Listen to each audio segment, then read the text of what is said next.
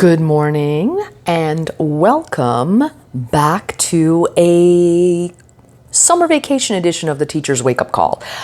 I know I haven't posted in a month. It's almost a month. It's been practically a month. But I don't want to say that I haven't posted because I have been putting up some shorts. So if you are faithful to the channel, you will have seen some of the shorts that I posted during Comic-Con and during my trip to Besançon. So this morning, I'm taking some time to talk about my trip to Besançon. And like the good, the bad, the ugly, but I don't think there was any ugly. I think it's going to be the good and the not, the like could have been better, or the things that surprised me, irked me, bothered me, but nothing that really tainted or affected my overall trip and enjoyment of my time. So first things first, Besançon is not a village, as I jokingly said at the airport, and the lady said, no, I'm familiar with Besançon and it is not a village. It is a town.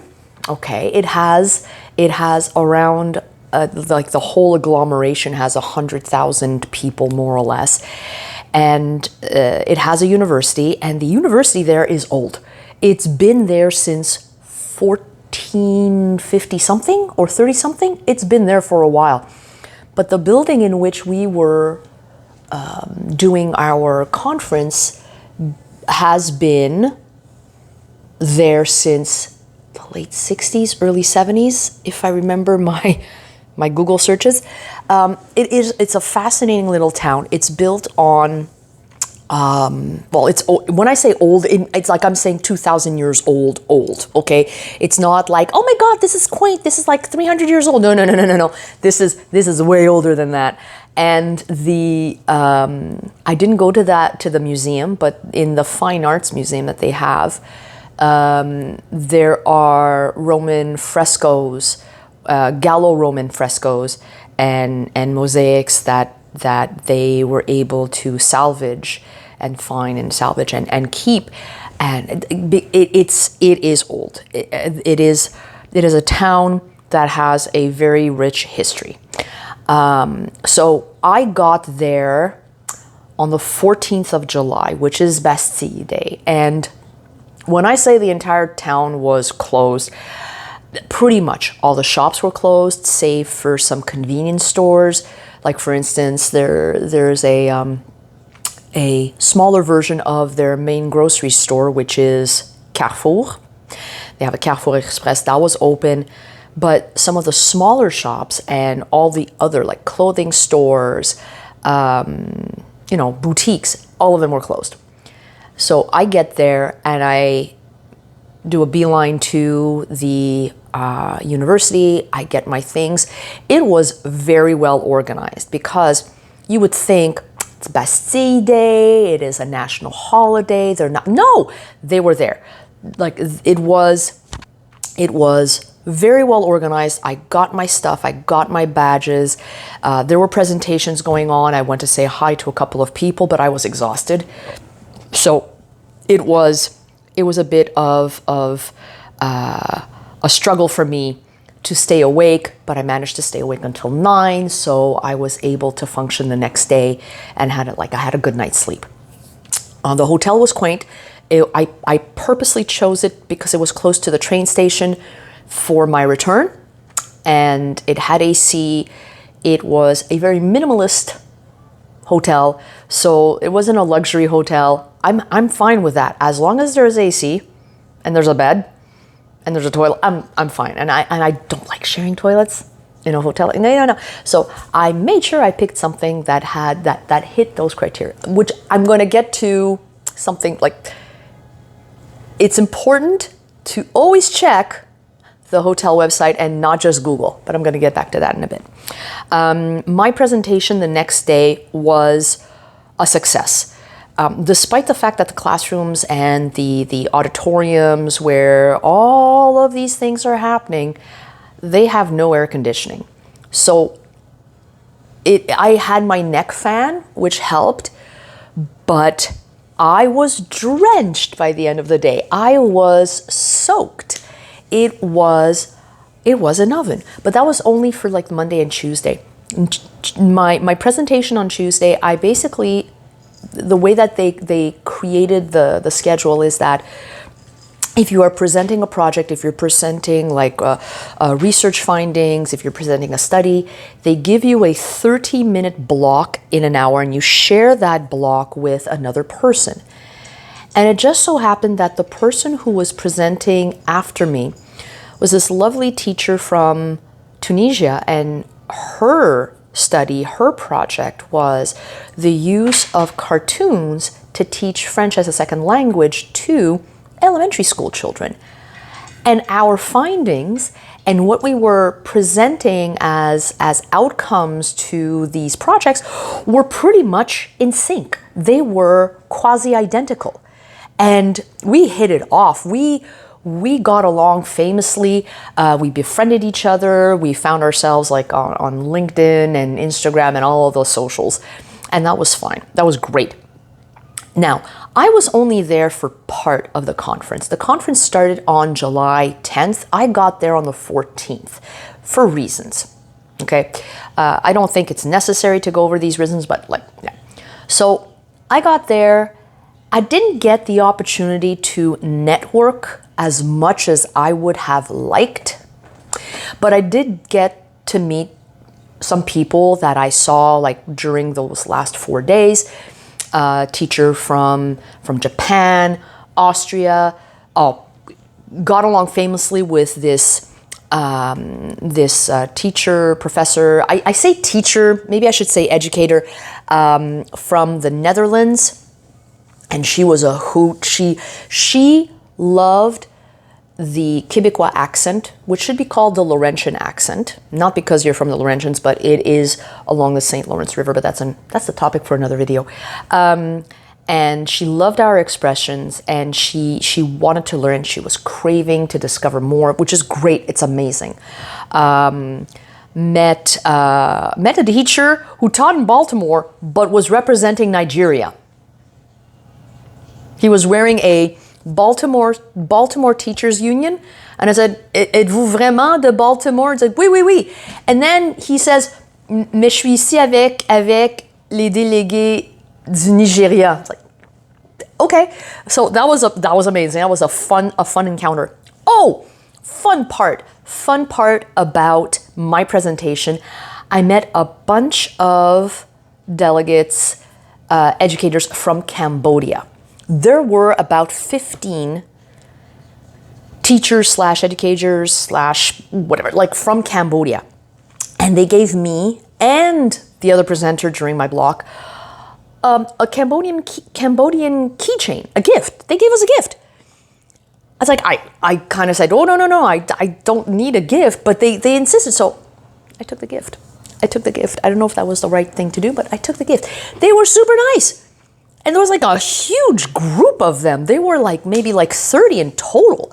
So yeah, so that was the highlight. So that was my Tuesday. My Tuesday was busy. I connected with other delegates from Canada / Quebec because I knew. And of course, my cat decided to join in on the fun. So if you see a black cat in the background, it's my cat Ziggy. Parentheses, for those who are familiar with my channel, you probably remember Fred, my former cat. Fred has gone on an adventure, and he hasn't been seen since October 2023. Yeah. So pretty much that was the good highlights of my conference. Now, for the meh bits of the conference, there were a lot of workshops, a lot of panels, a lot of presentations. Too many, like in my opinion, there were so many, it was hard to pick where you wanted to go. And then when I did pick, I was a bit disappointed in some of them. For instance, one of the workshops I attended was on Okay, well, first of all, he's a known educator, researcher, professor, and he, like, the title of his workshop slash conference was, "What are you reading this summer?" Now, the theme of the conference was utopias and identities, all right? And his conference was all about reading suggestions, reading ideas. And of course, all of the authors that he suggested were all French. I'm sorry, they were all French except for two. One was Swiss, the other one was Algerian. And I think there was one guy from Belgium, but they were all European French, all of them. I'm saying, if you are going to talk about identities and utopias, why don't you cover other authors from other countries who also publish in French? Talk about North American authors. Talk about a few more African authors. Are there any Asian authors who also publish in French?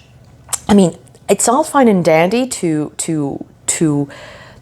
encourage and to promote French authors, but to me, it was a bit of a disappointment. Another workshop that I had gone to was I say workshop, but they're basically people who were presenting, kind of like what I did. They were presenting tools that use AI that we can use in the classroom, which is great. But I asked the question towards the end of their presentation, if they had in their studies any discussions about the ethical impact of the use of AI and the environmental impact. And they said, yes, they did, but they didn't want to address them in this presentation. And to me, okay, it's all great to embrace technology, but you should mention this. I don't know, mostly because a lot of younger students are concerned about the environmental impact and the ethical impact of the use of AI. And to me, there wasn't much of that in that presentation. So that was a bit of a disappointment. The one that was a bit of a surprise was a panel that I attended. And I wasn't planning on going to that one, but the first one I had chosen, the presenter didn't show up. And it was the use of Legos to encourage communication in a second language.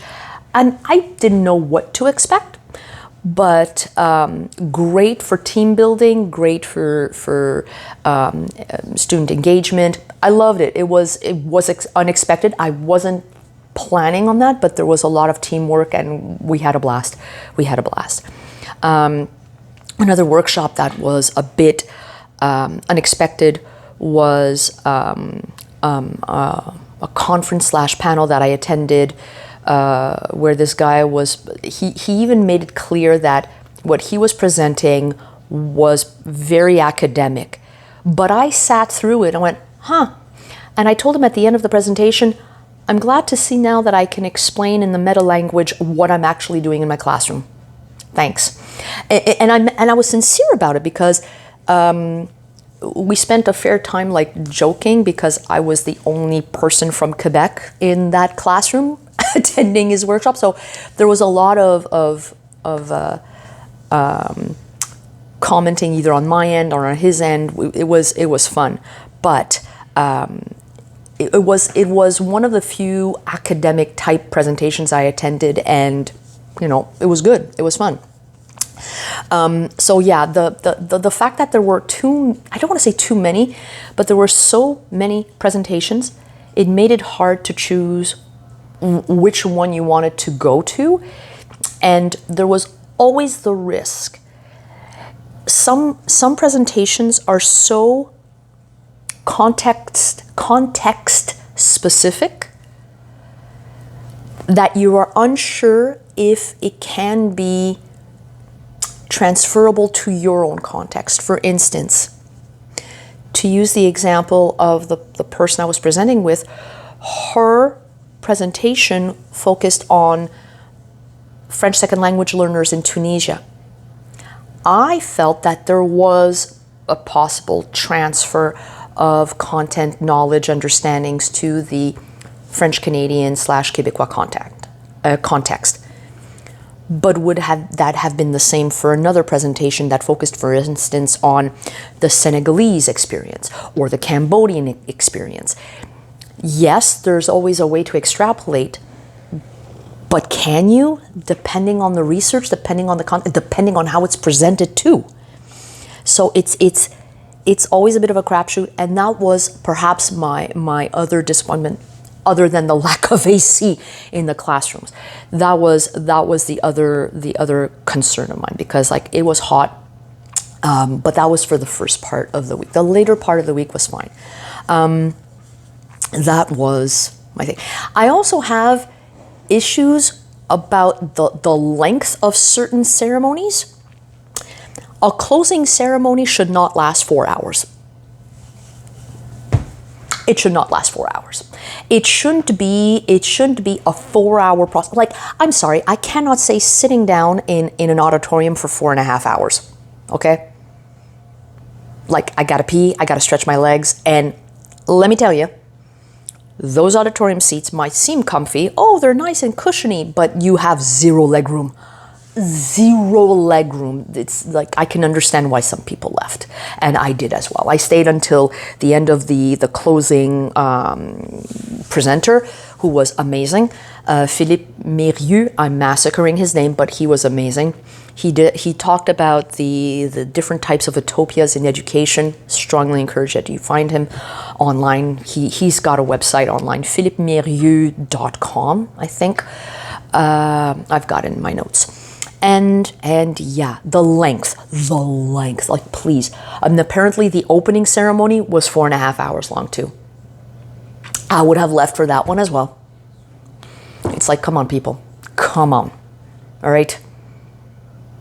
Even the first version of Lord of the Rings, like, each movie was not 4.5 hours long. Like, je vais juste say. Now, the parentheses that I mentioned earlier, I had a travel day that allowed me to go back from Besançon to Bâle, which is on the border of Switzerland, which is the airport I was flying out from. I made it a point of looking up hotels that had AC, and Google said that this hotel where I was staying overnight before my flight had AC, and they didn't have AC. So always check the hotel's website to make sure that they have AC.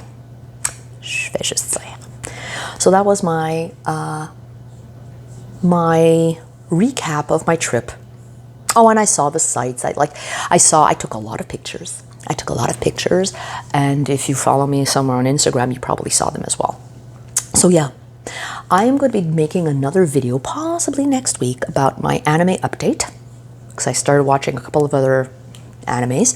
And I did promise I was going to do a recap of what my students said, their feedback sheet that I gave them. That's going to be next week.